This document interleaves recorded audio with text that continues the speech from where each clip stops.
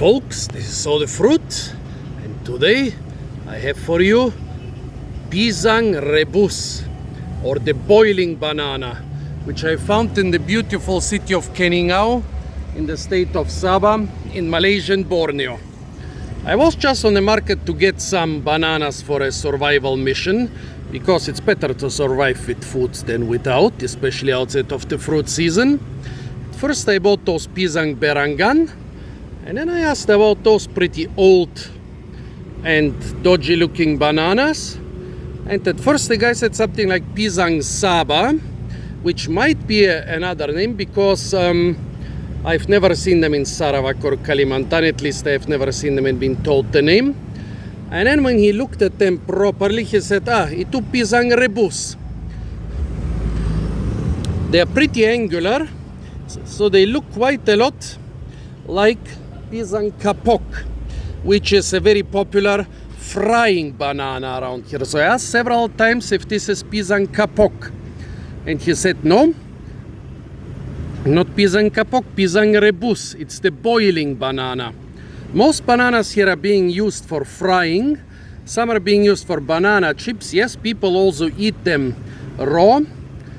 Boiling them is not unheard of in Malaysia, but it's not the typical preparation, unlike in some African or American country where most of the cooking bananas are used for boiling.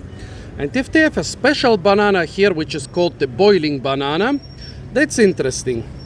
I asked a little bit more and I was told, no, you can also fry it, of course. You can also eat it raw, of course. Also, this young guy was really great.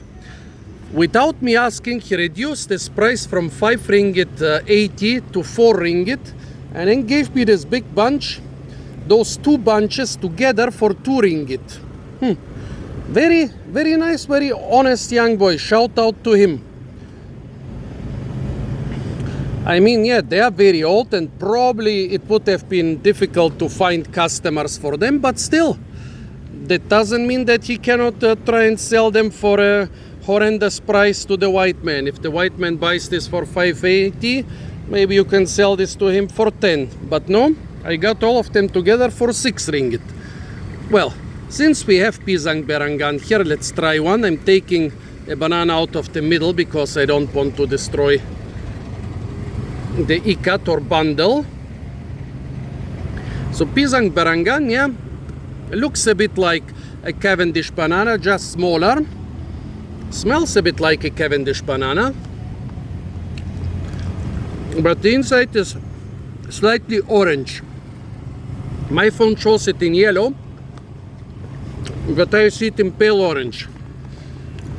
And despite being completely ripe, it still has a nice balance between sweetness and sourness.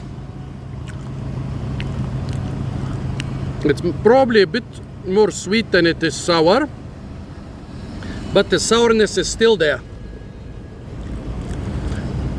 A Cavendish-like flavor, but with a twist, and sweet and sour despite being fully ripe. Now let's try this super overripe Pisang Rebus. First we try a really overripe one. With cooking or frying banana, often it makes sense, if you want to eat them fresh, to eat them completely overripe, just like with the big bullthorn plantains, because then they taste nice and sweet. Half ripe or really ripe, they might still be too hard and too starchy. So this is completely ripe, but still perfectly preserved.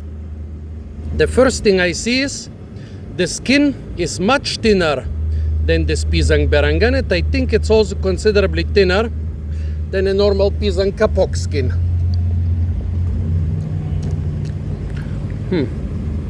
The inside is pretty pale, more or less like Cavendish, but it's definitely more soft and slimy. The Cavendish, which is not starting to get brown inside, is not gonna be that soft and slimy. Well, let's try one of the less overripe fruit, so it feels just as overripe. Look how I squeezed it. It looks yellow, but it feels just as overripe. Yeah, again, thin skin, inside perfectly preserved banana, but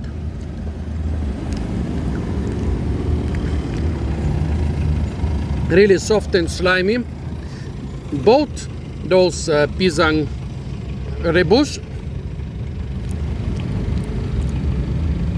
they also have a nice balance between sweetness and sourness.